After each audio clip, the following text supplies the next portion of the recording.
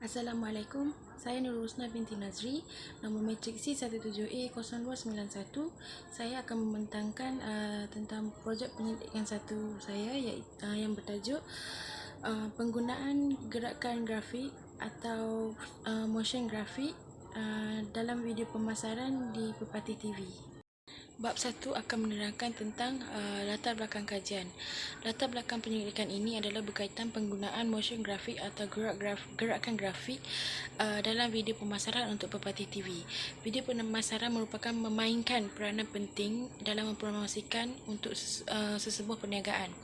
Gerakan grafik atau motion grafik dibuat daripada video atau animasi dan juga pergerakan dalam video yang menggunakan visual dalam penyampaiannya. Video pemasaran merupakan satu kaedah yang digunakan untuk menyampaikan maklumat dan mempromosikan tentang perniagaan dengan menggunakan media elektronik yang membantu dalam mengembangkan perniagaan. Seterusnya ialah masalah kajian. Terdapat beberapa masalah dalam penghasilan kajian ini. Yang pertama, permasalahan mengenai pemilihan teks, foto dan audio yang sesuai.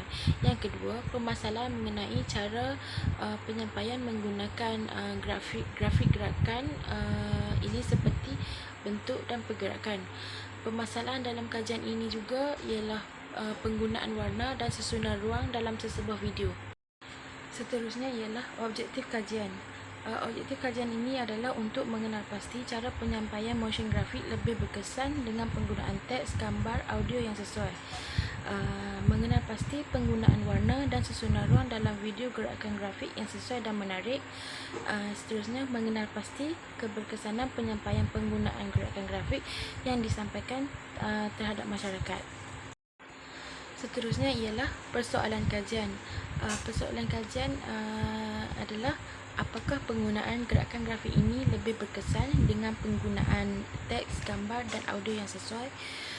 Bagaimanakah penggunaan warna dan susunan ruang dapat menarik penonton untuk menonton video sehingga tamat?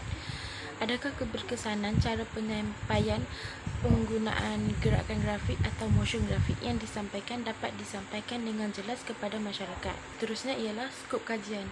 Skop bagi kajian ini tertumpu kepada video gerakan grafik atau motion grafik yang disampaikan dalam video pemasaran Pepati TV.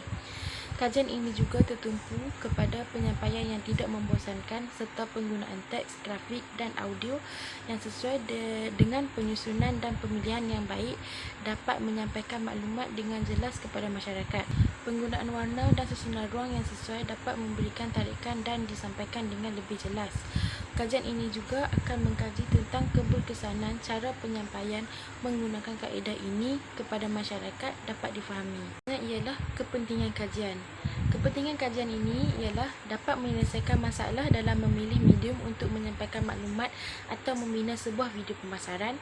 Kepentingan kajian ini juga adalah seperti memberi maklumat yang boleh digunakan untuk menghasilkan sebuah video dengan penggunaan gerakan grafik atau motion grafik.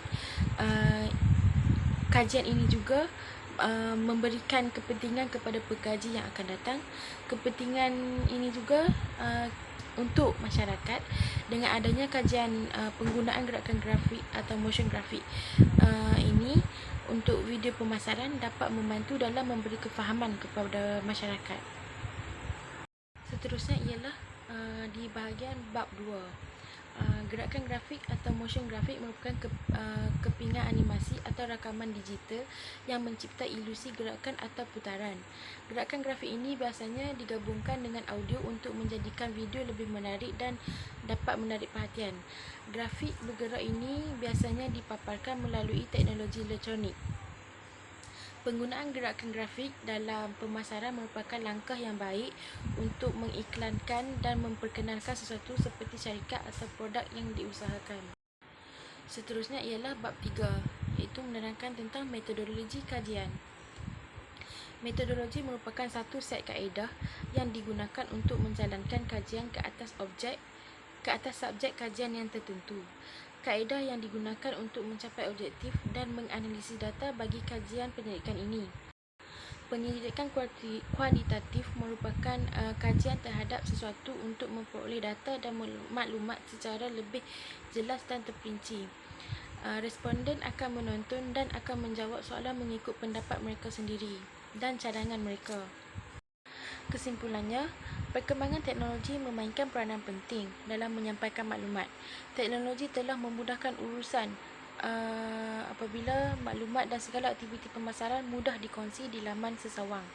Ini akan memberi peluang kepada ramai orang dalam mengembangkan perniagaan mereka dan memasarkan perniagaan mereka.